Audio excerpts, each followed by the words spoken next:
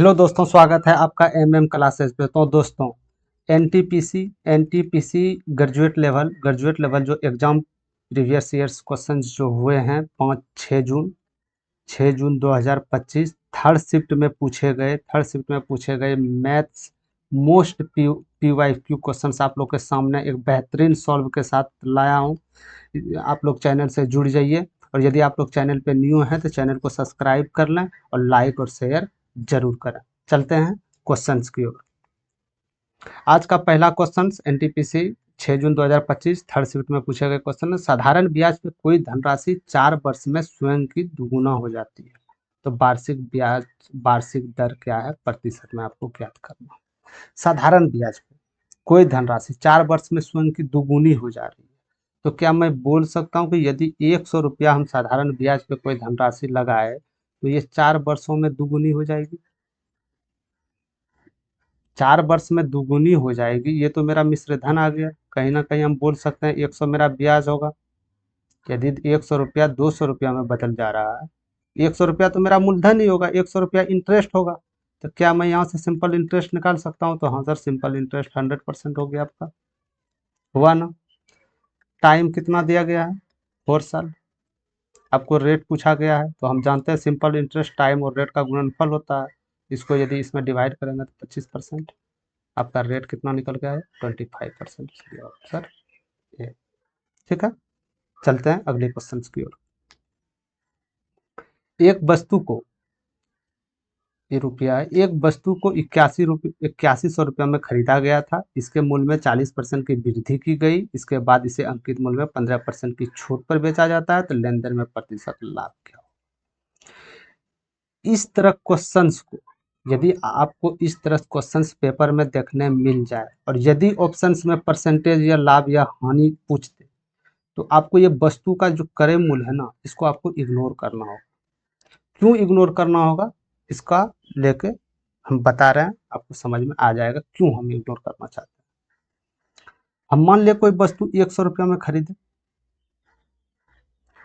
इसके मूल्य में 40% वृद्धि के 100 रुपये में खरीदे। कहीं ना कहीं ये क्रय मूल्य मेरा है, कॉस्ट प्राइस जिसको बोलते हैं। 40% इसमें हम वृद्धि किए। वृद्धि करने के बाद जो आता है वो अंकित मूल्य यानी मार्क प्राइस को बोलते हैं। 140 हो गया, कहीं कोई दिक्कत नहीं। 100 रुपया में खरीदे, 40% अधिक में हमको मार्क प्राइस सेट करना तो 140 में सेट किया। इसके बाद ये बोल रहा है कि अंकित मूल्य पर 15% छूट दिया गया। इस पे हमको 15% छूट दिया गया, क्योंकि छूट हमेशा अंकित मूल्य पे दिया जाता है। यदि 140 रुपया मार्क प्राइस है, 15% हमको छूट मिला है, कहीं ना कहीं हम बोल सकते हैं 85% का वैल्यू मेरा शेयर प्राइस का आ जाएगा। 5 से इसको डिवाइड कर दीजिए, 5 से 20, 20 सत्ते 17 सत्ते 119। क्या मैं बोल सकता हूँ कि ये मेरा सेल प्राइस है, यानी विक्रय मूल्य है? ठीक है, 119। वस्तु को खरीदे हम कितना, माने थे सीपी कितना, 100 रुपया में। डिस्काउंट करने के बाद वस्तु को बेच कितना रहे, 119 में। कितना परसेंट प्रॉफिट हो गया? 19% प्रॉफिट हुआ। तो ये आपका 19 आंसर। अब आप बोलिएगा कि यहाँ तो सर 8100 रुपया मानने पर भी हाँ हो सकता है, कैलकुलेशन जा रहा है लंबा।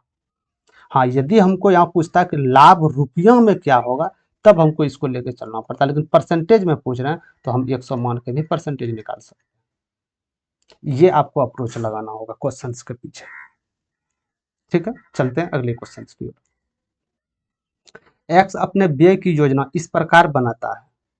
घर के किराए के लिए वेतन का 30%, भोजन के लिए खर्च करता है वो 25%, चिकित्सा में खर्च करता है 15%, तो चिकित्सा के लिए 15% है, अन्य के लिए 16% खर्च करता है। यदि वो प्रति माह 42,000 रुपया की बचत करता है, तो उसका मासिक वेतन क्या, उसका मंथली वेतन क्या है? तो मैं क्या ये बोल सकता हूँ खर्च टोटल कितना परसेंट क्या होगा? तो जी 30%, 25%, 55, 55, 15, 70 और 16, 86% खर्च कर रहा है। ये हम बचत लगे हाँ तो ये भी बोल सकते हैं कि इसका बचत कितना हो जाएगा। तो बचत हम जानते हैं 100%। यदि हम क्रय मूल्य उसका वेतन को माने 86%, यदि ये खर्च कर रहा है तो 14% ये बचत कर रहा है। 14% बचत कर रहा है परसेंटेज पे, लेकिन हकीकत के रुपया पे 12,000 रुपया का बचत हो रहा है। कहीं ना कहीं हम बोल सकते हैं 14% का वैल्यू 42,000 के आसपास आ जाएगा, 42,000 आ जाएगा बचत का वैल्यू। बचत बराबर बचत। तो 100% क्या हो, 100% इसका मासिक वेतन होता है। तो यहाँ से आप इसको उड़ा दीजिए, 3 लाख इसका। इसका 3 लाख क्या है, 3 लाख इसका करेंट, सॉरी मासिक वेतन है। मंथली में जो कमाता है ये 3 लाख रुपया। ठीक है, चलते हैं अगले क्वेश्चन की। कुछ क्वेश्चन में नहीं है, सिर्फ इसको क्या करना है, खर्च करना है, बचत हो रहा है, बचत के बराबर परसेंटेज में बचत करना है, 100% निकालना है, आपका मतलब निकल जाएगा। ये पेन भी उठाने की आवश्यकता नहीं है इस प्रश्न में, डायरेक्ट भी कर सकते। कैसे कर सकते थे डायरेक्ट, हम मानते थे 86%, हाँ 86% खर्च रहा होगा तो 14% बचत हो रहा होगा। 14% का वैल्यू 42 होती है, 42 यानी जो भी ऑप्शन होगा वो 3 होगा। 3 के बाद कितनों भी शून्य होगा तो वो 3 होगा स्टार्टिंग में, चाहे वो 30,000 या 3 लाख। 30,000 तो हो नहीं सकता क्योंकि 42,000 बचत कर रहा है, कहीं ना कहीं 30,000 से ऊपर होगा 3 लाख रुपया। ये आपका हो गया। ठीक है, चलते हैं अगले क्वेश्चन की ओर। एक बेलन का वक्र पृष्ठ क्षेत्रफल उसके कुल पृष्ठ क्षेत्रफल का आधा है। यदि इसकी ऊंचाई 128 सेंटीमीटर है तो उसकी त्रिज्या कितनी हो। क्या मैं बेलन का वक्र पृष्ठ क्षेत्रफल लिख सकता हूँ यहाँ 2πr/h। ये मेरा बेलन का वक्र पृष्ठ क्षेत्रफल हो जाता है। इसके द्वारा बोल रहा हूँ उसका कुल पृष्ठ क्षेत्रफल का आधा है। तो बेलन का कुल पृष्ठ क्षेत्रफल कितना होता है, तो गुरुजी 2πr × h+r हो जाता है। इसका आधा है, यानी हम बोल सकते हैं इसका आधा है, दोनों इक्वल होगा। कहीं कोई दिक्कत नहीं। अब यदि हम इसको मल्टीप्लाई करें इधर जाके तो क्या आ सकता है, 4πr/h बराबर 2πr × h+r। हम वैल्यू पुट अभी नहीं करेंगे, वैल्यू पुट हम लास्ट में करेंगे। इसको यहाँ से मैं काट दे रहा हूँ, 2 बार में जाएंगे, यानी हम बोल सकते हैं 2h का वैल्यू h+r आ जाएगा। ये r इधर उठ के चला जाएगा तो h बराबर r। त्रिज्या का मान आपसे पूछा गया है, तो त्रिज्या का मान वही होगा जो ऊंचाई का होगा, क्योंकि ये दोनों बराबर हैं। तो ऊंचाई कितना दिया गया है 128, तो त्रिज्या भी 128 हो जाएगा। ये रहा आपका क्वेश्चन। हाँ, टोटल वक्र पृष्ठ क्षेत्रफल यहाँ हम कैसे लिखे, तो क्योंकि टोटल वक्र पृष्ठ क्षेत्रफल जो होता है दोस्त 2πr/h + 2πr² हो जाता है बेलन का। तो यहाँ से हम 2πr कॉमन ले लेते हैं, h+r ये यहाँ से लिखे हम डायरेक्ट। ठीक है, ये आपको मुंह पे रखना होगा। चलते हैं अगले क्वेश्चन की ओर। माफ कीजिएगा दोस्त, टाइपिंग नहीं हो पाया क्वेश्चंस पे, तो हम आपको क्वेश्चंस ऐड कर देते हैं। क्वेश्चंस में पूछा गया था 11/10⁻7 गुना 10/11/10 गुना 11/10⁹ इक्वल टू 10/11/3m+17। तो बताइए m का वैल्यू क्या होगा, तो बताइए m का वैल्यू क्या होगा। तो एक चीज तो हम लोग जानते हैं, यदि a पे पावर m गुना a पे पावर n है, यदि बेस समान है, पावर अलग अलग है, यदि गुणनफल है, तो ये दोनों पावर जुड़ जाएगा। ये बात तो जानते हैं आप। a पे पावर m प्लस a पे पावर n बराबर a पे पावर m प्लस n। और आप ये भी जानते हैं कि कोई भी संख्या a बटे b दिया गया हो, इसके पावर 2 हो, यदि इसका विक्रम हम इसको लिखे तो पावर में माइनस हो, ये भी जानते हैं। ये सीक्वेंस पे इसे हल किया जाए। अब डायरेक्ट चलते हैं क्वेश्चंस की तरफ। तो क्या 11/10⁻7 11/10⁻9 क्या ये दोनों पावर जुट जाएगा जी, इस मेथड से ये जुट जाएगा। तो क्या मैं लिख सकता हूँ 11/10 पे पावर, ये यदि ये पावर 9, ये 9 और ये 7 जोड़े तो 9 7 16 हो जाएगा सर जी। ठीक है, और 10 पे पावर 11 क्या दिया गया है 10, इसकल टू हम यहाँ से इसको लिख लें। ठीक है, कोई दिक्कत यहाँ तक नहीं आना चाहिए मेरे ख्याल से। हमको इसका वैल्यू के बराबर करना है 10/11, यहाँ 11/10 है। इसको पावर यदि विकर्मानुपाती में लिखे तो ऊपर तो आप यहाँ समझ गए थे माइनस होगा, माइनस यहाँ 16। इसमें कोई छेड़खानी नहीं हो रहा है, इस पे 10 ही हो जाएगा, बराबर 10/11 जो पावर है, पावर यहाँ 8। ठीक है, तो क्या ये दोनों संख्याएं जुट जाए, क्योंकि बेस समान है, तो जी जरूर जुटेगा। 10/11 पे पावर -16 में 10 जाएगा, तो आप लोग जानते हैं -6 हो जाएगा। 10/11 3m+7, पावर सेम है, पावर यहाँ से हम उड़ा देते हैं। तो क्या मैं इसको लिख सकता हूँ -6 बराबर 3m+17। क्या मैं यहाँ m m के बराबर लिख सकता हूँ -23/3। यही आपका आंसर है, -23/3। ठीक, कैलकुलेशंस है नहीं, आप लोग को समझाने के लिए हम कैलकुलेशंस किए हैं, बाकी बाद इसमें कैलकुलेशंस है नहीं।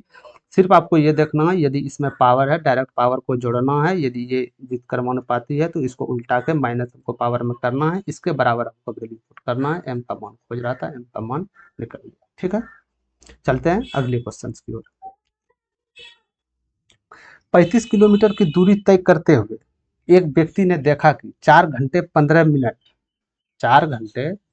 मिनट साइकिल चलाने के बाद उसके द्वारा तय की गई दूरी शेष दूरी की 4/3 थी।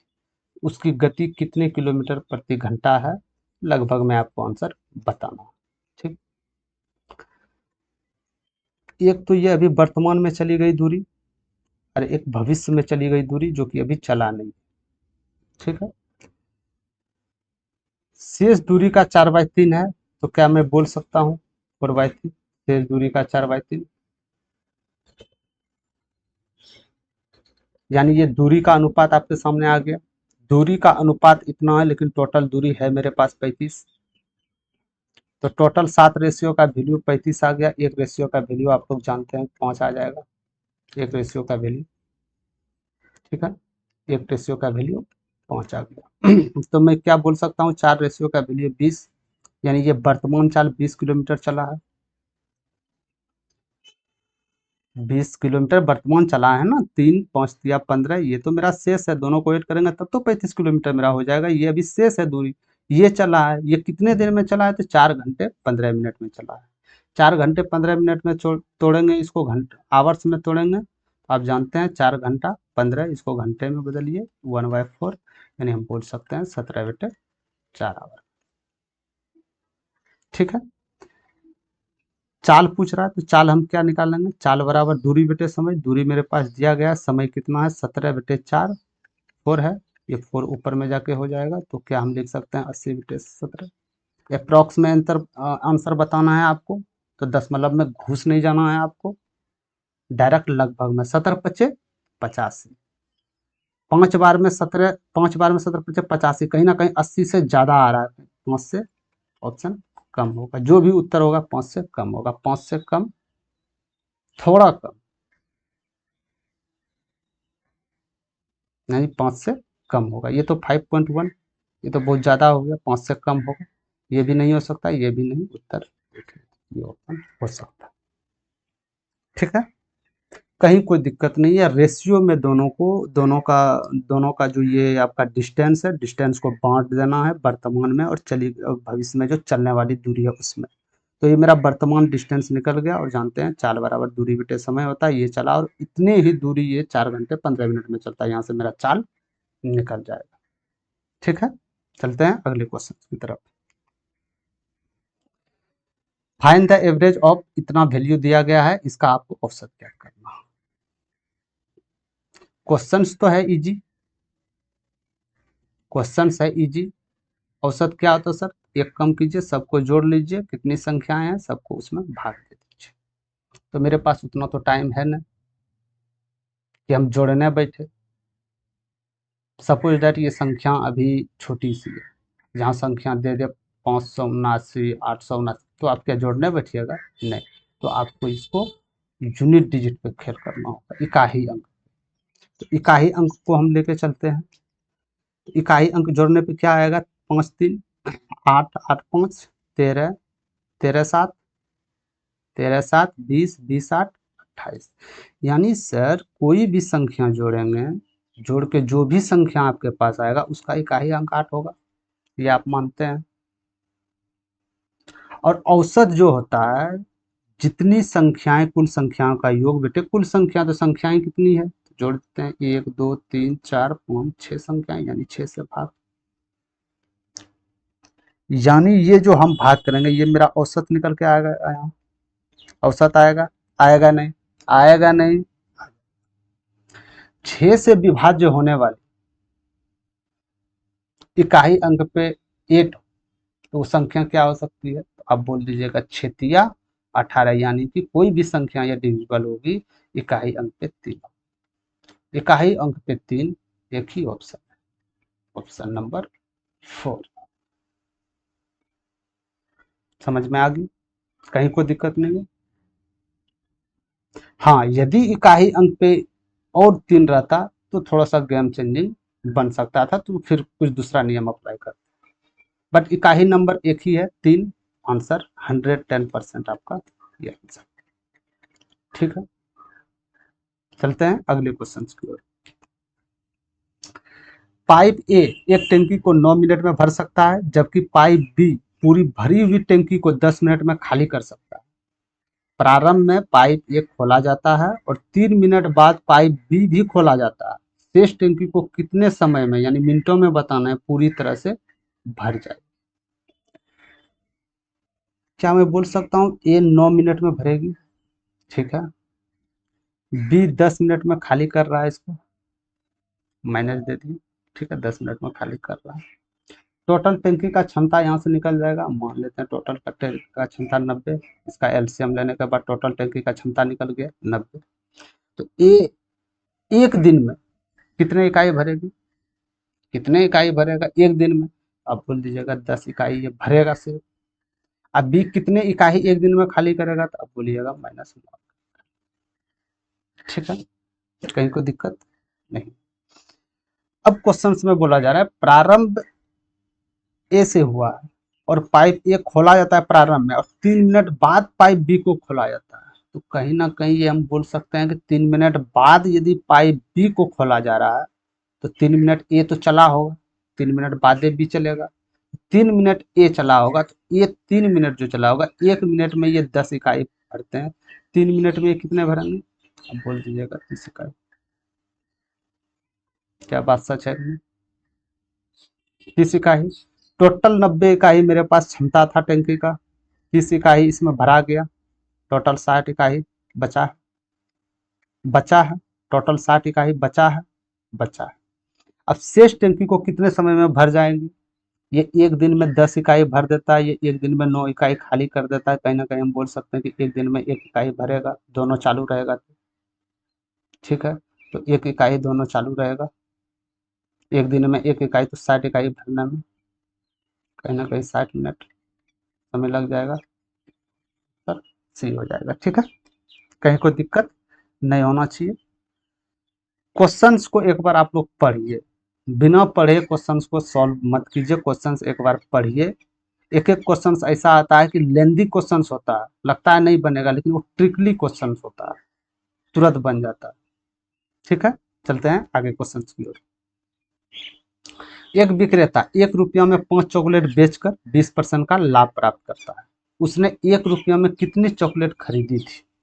एक विक्रेता है, 1 रुपया में ये 5 चॉकलेट को बेच के 20% प्रॉफिट कमा रहा है, तो आपको ये बताना कि 1 रुपया में कितने टॉफी वो खरीदा था, जो 1 रुपया में 5 टॉफी बेचने पे उसको फायदा होगा।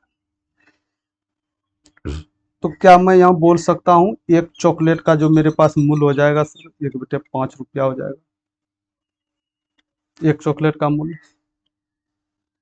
इसको जब हम बेच रहे हैं तो हमको 120 रुपया का प्रॉफिट आ रहा है, 120% का प्रॉफिट हो रहा है, तो कहीं ना कहीं हम बोल सकते हैं 120% का वैल्यू आपका एक बेटे 5 आ जाएगा। 100% निकालना है जिसको हम वेरिएबल मानते हैं, 100% का वैल्यू क्या हो जाएगा, तो 12 पंचे 600, यानी 6, यानी 6 खरीदा था 1 रुपया में और 5 बेच रहा है, 20% प्रॉफिट। समझ गए, कहीं कोई दिक्कत नहीं होना चाहिए, और नहीं दिक्कत होगा। आप लोग सेशन से जुड़ जाइए, सेशन से जुड़ गए हैं तो लाइक कर लें और सब्सक्राइब कर लें। आने वाले जो भी अपकमिंग एग्जाम्स हैं उसके लिए बेहतरीन हल के साथ आप लोग के साथ उपलब्ध कराया जाएगा। इसलिए आप लोग चैनल से जुड़ जाइए और सब्सक्राइब जरूर कर लीजिएगा। चलते हैं आगे क्वेश्चन की। 20 मीटर गहरी 36 मीटर चौड़ी एक नदी 2.7 किलोमीटर प्रति आवर की दर से बह रही है। प्रति मिनट समुद्र में बहने वाली पानी की मात्रा मीटर में क्या हो?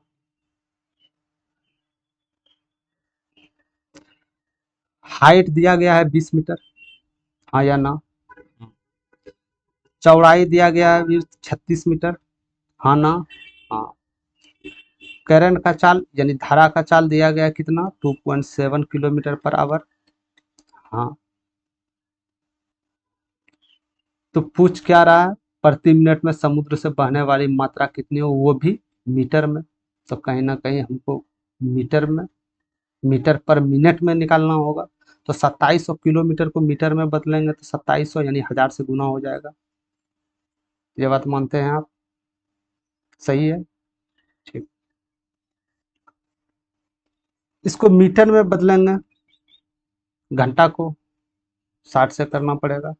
कितना आ जाएगा ये? तो हम बोल सकते हैं 6 चौक 24 6 पंच 30 यानी 45 मीटर पर मिनट की गति। इसको हम बदल लिए, यहाँ से कहीं कोई दिक्कत नहीं होनी चाहिए, इसको हम बदल लिए, ठीक है बदल। अब पानी का आयतन ज्ञात करेंगे, वॉल्यूम ऑफ वाटर। गहराई कितनी है? 20। चौड़ाई कितनी है? 36। कितनी गति से जा रहा है ये? 45 मीटर पर मिनट गति से। तो पानी का मात्रा क्या हो? तो यहाँ से इसको आप कीजिएगा 45 दूनी 45 दिशा, हाँ 900 गुना 36। इसको कर लीजिएगा, 9 54 हो गया, 5 और 9 27 5 32।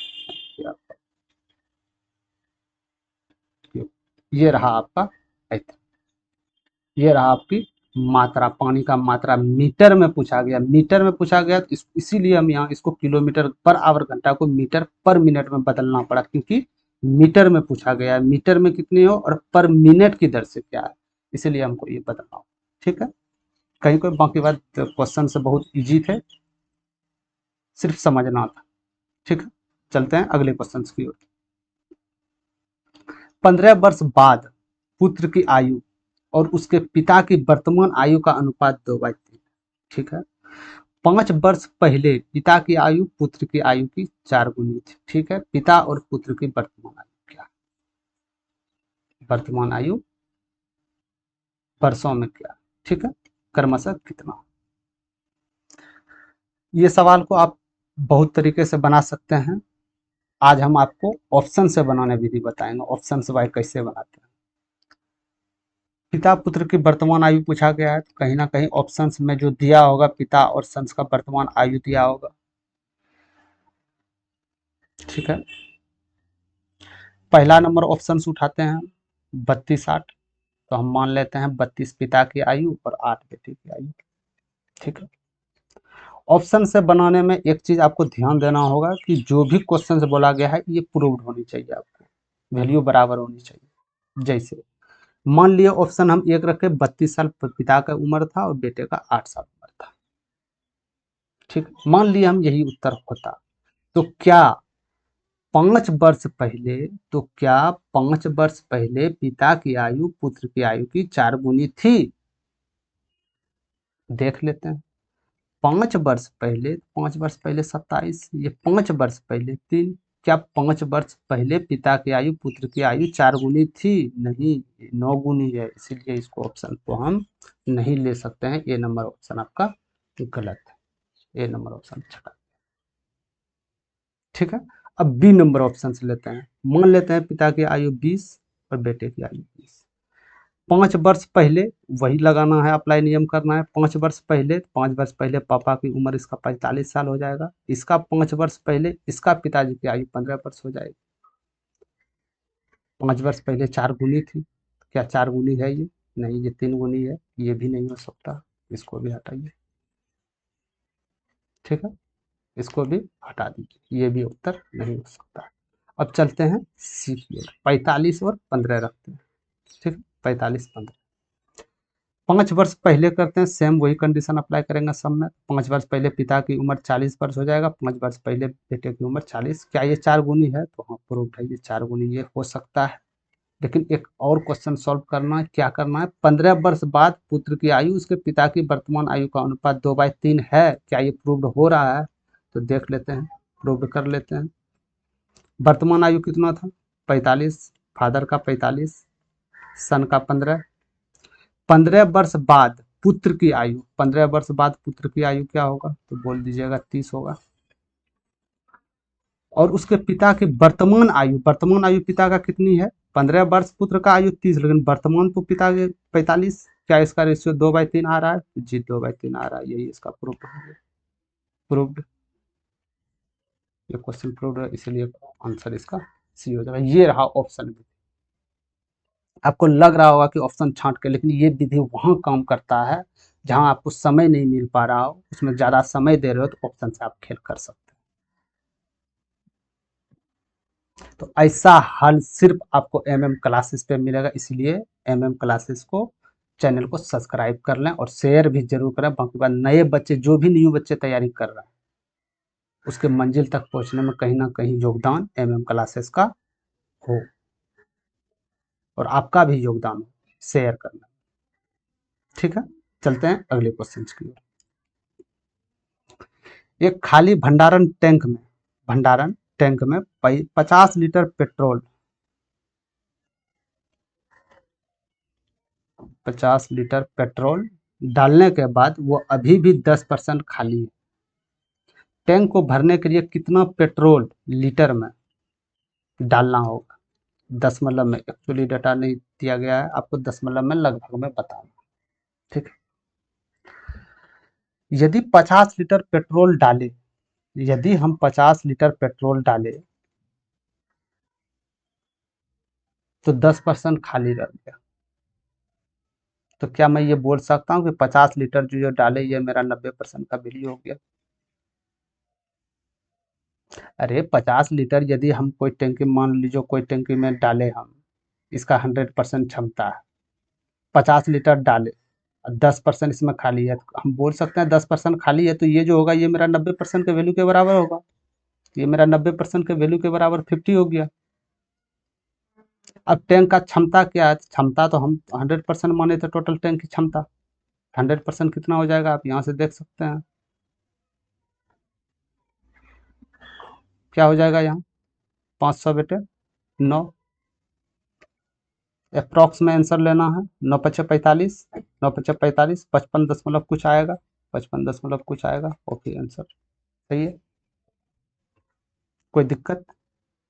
तो ये वैल्यू बराबर करने का ये तरीका है। यदि आप खर्च बराबर खर्च, बचत बराबर बचत, ये यदि करते हैं कंपेयर करने में, तो क्वेश्चंस आसानी से सॉल्व हो जाते हैं। ठीक है, चलते हैं अगले क्वेश्चन की।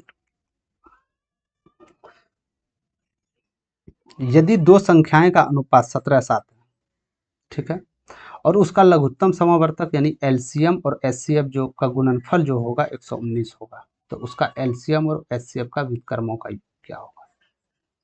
अब बहुत सारे बच्चे इसमें 2 मिनट ले लेते हैं, 3 मिनट समय ले लेते हैं, बाकी बात ये 1 मिनट के नीचे सवाल, 1 मिनट का 2 सेकंड का सवाल है। कैसे सवाल है? अब कैसे सॉल्व कर, आप सर इसको कैसे बनाते? तो हम कुछ नहीं करते, गुणनफल 119 है तो हम हर में देखेंगे 119 कहाँ है, वही आंसर होगा। सिंपल। कैसे, ये समझते हैं। एलसीएम को हम मान लिए x, एचसीएफ को मान लिए हम y। जब व्युत्क्रमों का योग पूछ रहा है तो हम जानते हैं यदि x है तो व्युत्क्रम 1+x होगा और y है तो व्युत्क्रम y। यदि इसको करेंगे तो x+y ऊपर चला जाएगा, xy नीचे, ये योग का नियम। ठीक है, यानी कोई भी व्युत्क्रमों का जो योग होगा उसके हर में, ये तो अंश हो गया, उसके हर में एक्स वाई का गुणनफल होगा। एक्स वाई क्या माने थे? एलसीएम और एचसीएफ, यानी कुछ कोई भी उत्तर हो तो उसका हर जो होगा वो गुणनफल के बराबर होगा, यानी 119 के बराबर होगा। तो हर एक ही है 119 के बराबर, सी। कोई दिक्कत था क्वेश्चन में? नहीं। तो आपको कैलकुलेशन की आदत पड़ गया, आपको बार बार काटाना होता है। क्यों इतना करें? हमको जब उत्तर चाहिए तो हम उत्तर क्यों नहीं लाए? ठीक है, चलते हैं अगले क्वेश्चन की ओर। यदि 9900 की राशि को 20% वार्षिक चक्रवृद्धि ब्याज की दर से अर्धवार्षिक रूप से संयोजित किया जाए तो 1 वर्ष के बाद राशि कितनी होगी? अर्धवार्षिक रूप से संयोजित है तो हम जानते हैं यदि कोई अर्धवार्षिक रूप से संयोजित मतलब 6 महीना में इंटरेस्ट लगना चाहिए वार्षिक, लेकिन लग रहा है अर्धवार्षिक। समझ में आ गए? लग रहा है अर्धवार्षिक। यदि हम 6 महीनों को 1 साल पकड़े तो 2 किस्त जा रहा है इसमें, यानी हम बोल सकते हैं 2 ईयर्स टोटल टाइम मेरा निकल गया। यानी कि साफ कहने का मतलब यदि अर्धवार्षिक हो तो रेट को 2 से डिवाइड कर दीजिए और यदि टाइम हो तो रेट 2 से मल्टीप्लाई कर दीजिए। यही थॉट लगता है जो आपको बताए। तो 1 साल में ये कितना 10%, ये वैल्यू हो गया आपके पास। तो क्या हम बोल सकते हैं 10% रेट हो गया, 2 साल के लिए निकल गया। अब इसका पूछ रहा है कंपाउंड इंटरेस्ट कितना होगा। कंपाउंड इंटरेस्ट कितना होगा? कंपाउंड इंटरेस्ट नहीं, कंपाउंड मूलधन कितना होगा? तो क्या मैं ये मूलधन 9900 रुपया इसको हम 100% मान सकते हैं? 9900 को 100%, क्या 1% का वैल्यू मेरे पास आ जाएगा 99? जो मेरा कंपाउंड इंटरेस्ट है, मेरा कंपाउंड इंटरेस्ट कितना है? तो 10% की दर से 2 ईयर्स का कंपाउंड इंटरेस्ट 21% होता है। कैसे होता है? तो ये आप इस मेथड से लगा सकते हैं, ए बी बाय 100 निकल जाएगा। या आपको एक ट्रिक्स और बताए थे, SI/R², इससे भी निकल सकता है, बात एक ही है। 21%, तो आपको यहाँ 21% की निकल। तो कहीं ना कहीं मेरा कंपाउंड इंटरेस्ट जो होगा इसको यदि गुणनफल करेंगे तो इकाई अंक पे 9 होगा। ये बात मानते हैं कंपाउंड इंटरेस्ट। लेकिन पूछ रहा है मिश्र धन, 9900 रुपया मेरे पास मूलधन था, इंटरेस्ट जोड़ेंगे इकाई अंक 9, कोई भी संख्या हो इकाई अंक तो 9 जुटेगा जो कंपाउंड इंटरेस्ट है, यानी जो भी मिश्र धन होगा वो इकाई अंक पे 9 होगा। इकाई अंक पे 9, एक ही ऑप्शन, ऑप्शन सी। कोई दिक्कत नहीं होनी चाहिए, बहुत इजी सवाल है। यदि इसको और तरीका से यदि आप बनाने की कोशिश करें ये सवाल को, तो वो भी देख लेते हैं वो तरीका क्या होना चाहिए। यहाँ तक तो आप माने 10%, 2 ईयर्स।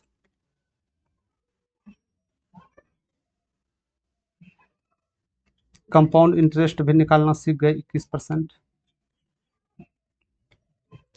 मेरा 100% का वैल्यू दिया गया है 9900, मान सकते हैं 100% वैल्यू होगा, 100 से ऊपर तो जाएगा नहीं, वो तो प्रॉफिट में चला जाएगा। 100% का वैल्यू 9900 रुपया, 21% मेरा कंपाउंड इंटरेस्ट है, तो क्या मैं बोल सकता हूँ कि मिश्र धन जो होगा 121% होगा। यानी इसका 121% निकालने के बाद मेरा जो होगा वो उत्तर होगा। इसको इसको मैं काट दिए, यदि इसको भी करते हैं इकाई अंक 9 आता है, 9 इकाई अंक सी। कोई दिक्कत? कोई दिक्कत नहीं होनी चाहिए। चलते हैं आगे क्वेश्चन की ओर। ए, एक साड़ी को 11 दिन में रंग सकते हैं, 11 दिन में। बी, 20 दिन में। सी, 55 दिन में रंग सकते हैं। ठीक है, सी 55 दिन में रंग सकता है यदि वे स्वतंत्र रूप से कार्य करते हैं, यदि कार्य पूरा होने तक प्रत्येक विषम संख्या वाले दिन ए को बी द्वारा और प्रत्येक सम संख्या वाले दिन सी द्वारा सहायता प्राप्त करती है, तो कार्य कितने दिनों में पूरा हो जाएगा। ठीक है, ये कहने का मतलब है कि यदि विषम दिन में होंगे, विषम दिन होंगे तो ए के साथ बी लग जाएगा, और यदि सम दिन होंगे तो ए के साथ सी लग जाएगा। बस यही क्वेश्चन का मतलब है। तो क्या हम मान सकते हैं 11 दिन में पेंट कर रहा है साड़ी को, बी उसी साड़ी को 20 दिन में पेंट कर रहा है, और सी उसी साड़ी को 55 दिन में पेंट कर रहा है। ठीक है, क्या मैं टोटल साड़ी एक मान लेता हूँ एलसीएम के द्वारा, टोटल इतना साड़ी को हमको साड़ी करना चाहिए, कितना एलसीएम आ जाएगा 220, 220 आ जाएगा। ठीक है, तो आप बताइए ये एक दिन में कितने साड़ी पेंट करेगी? यदि ये टोटल 11 दिन में करा, टोटल इतना साड़ी है, तो आप बोल दीजिएगा ये एक दिन में 20 साड़ी को पेंट करेगा। बी कितना करेगा? तो यदि इसमें करेगा तो ये 11 दिन एक साड़ी में पेंट करेगा। 55 है तो ये 4 साड़ी को एक दिन में पेंट करेगा। ठीक है, कहीं कोई दिक्कत नहीं। अब क्वेश्चन से बोले गए हैं कि यदि सम वाले दिन हैं, विषम वाले दिन है तो ए के साथ बी, यदि पहला दिन मेरा काम शुरू, ये तो विषम वाले दिन है, पहला दिन जो काम शुरू विषम, तो विषम दिन में कौन साथ आएंगे, ए और बी साथ आएंगे, तो ए एक दिन में कितना कर रहे हैं 20, बी एक दिन में 11, यानी बोल सकते हैं कि एक दिन में दोनों मिलकर 31 साड़ी को पेंट करेंगे, 31 साड़ी को पेंट करेंगे। ठीक है, अब दूसरा दिन बारी आया, दूसरा दिन तो ये सम है, तो दूसरा दिन में बी ब्रेक ले लेता है। ठीक है, बी ब्रेक ले लेता है, यानी सी इसके साथ जुड़ जाता है ए के साथ, ए के साथ से जो यही 20 साड़ी पेंट कर रहा था एक दिन में, सी 4, यानी हम बोल सकते हैं 24 साड़ी।